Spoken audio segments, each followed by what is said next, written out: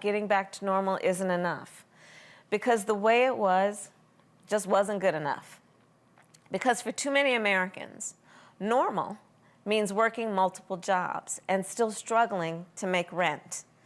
And in the America that we envision, we all know, nobody should have to work more than one job to keep a roof over their head and food on the table. Normal means not being able to save enough money to pay off debt, much less start a business. That's the normal for before. Normal has meant a child care bill that's equal to a paycheck. The truth is, inequity has become the norm, and the pandemic has been an accelerator. It has accelerated the flaws and the fissures and the failures in our systems and in our structures. So, the work in front of us is to fix those problems, to call them for what they are, to be clear-eyed, to speak the truth, and then to fix the problems. And it's an incredible opportunity if you think about it. For so long, we have talked about creating an economy that works for all. And part of the opportunity of this moment is to know that now we have a chance to do it, or at least get closer to it. We just need to have the courage as individuals, as leaders, and as a country to be bold, and the courage to go big, and the courage to see what can be, what should be, unburdened by what has been.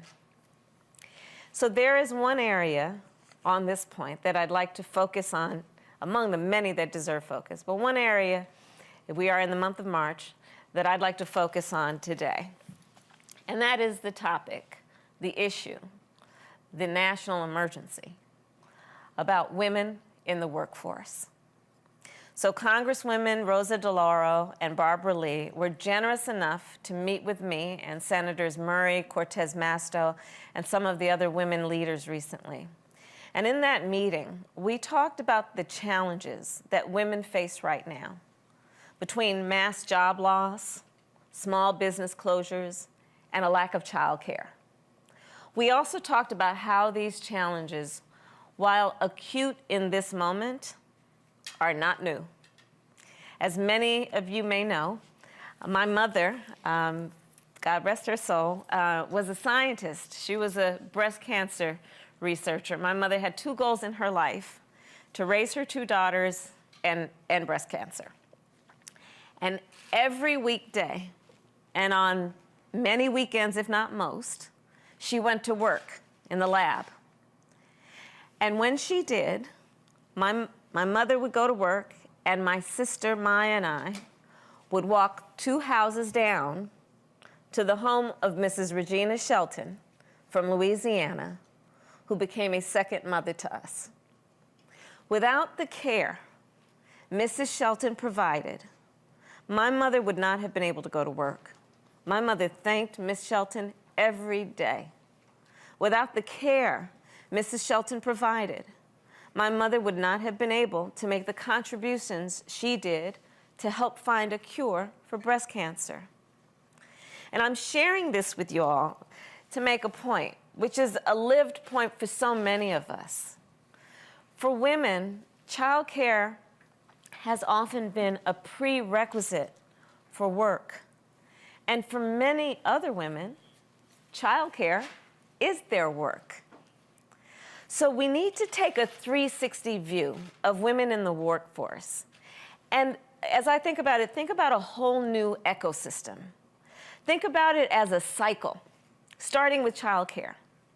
So let's make sure child care is available everywhere, including in rural America and all of those child care deserts. And we need to make child care affordable for everyone. In doing that, we also have to think about child care workers, because of course, that's how we have the child care we need in most situations, especially if you don't have the blessing as a working woman or parent of Mrs. Shelton living 2 doors down. And let's make sure that these child care workers and all workers are paid fairly and are treated with dignity and treated with respect. And finally, we know that a lot of child care centers, okay, because here's what I'm talking about in terms of the cycle and the circle of it all. And we know that many child care centers are owned by women. So we are talking, yes, about women-owned small businesses.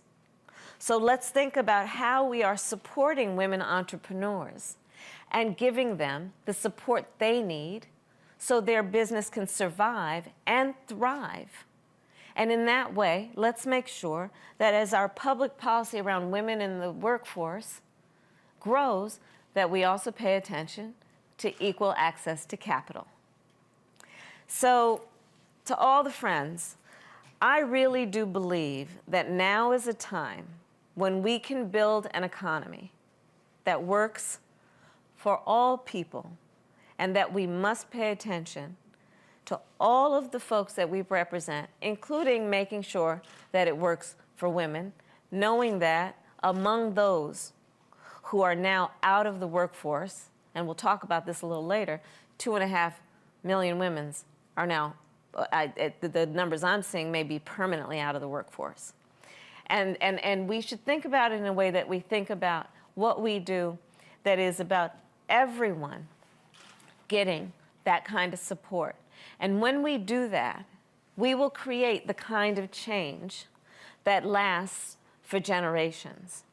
And you know, I'll tell you, having been the first woman in most of my jobs, people have often asked me to talk about women's issues. You know, these reporters will come up to you. It's a, you know, I guess they think it's the original question. Tell us about women's issues, they'd say. And I always look at them and I say, you know what? I am so glad you want to talk about the economy. Because that's the truth, isn't it?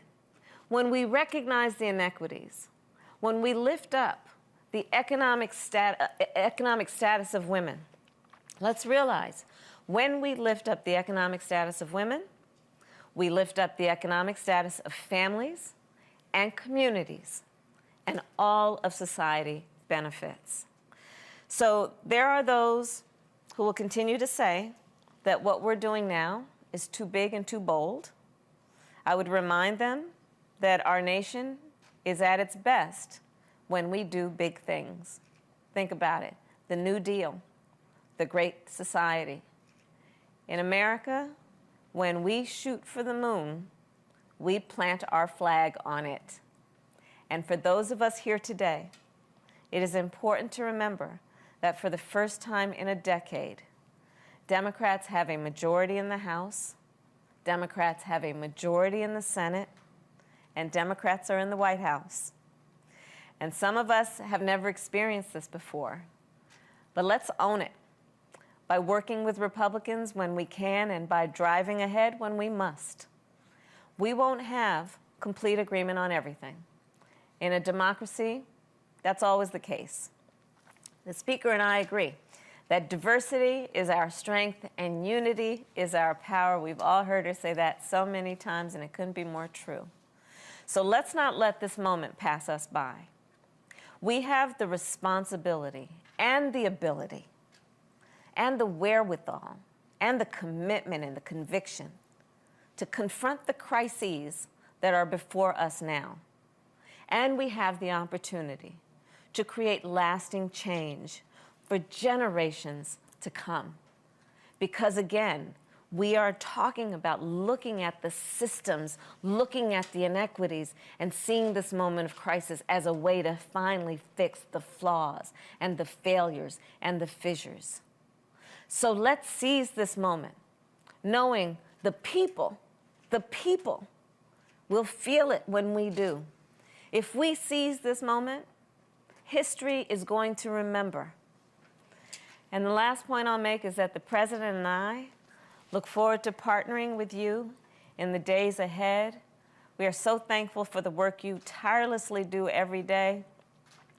You have been holding it down, as Whip Clyburn said, these last 4 years being a voice of conscience, a voice of clarity, truth-telling, and we thank you so much. Let's do this together, and may God bless you, and may God bless the United States of America. Thank you all.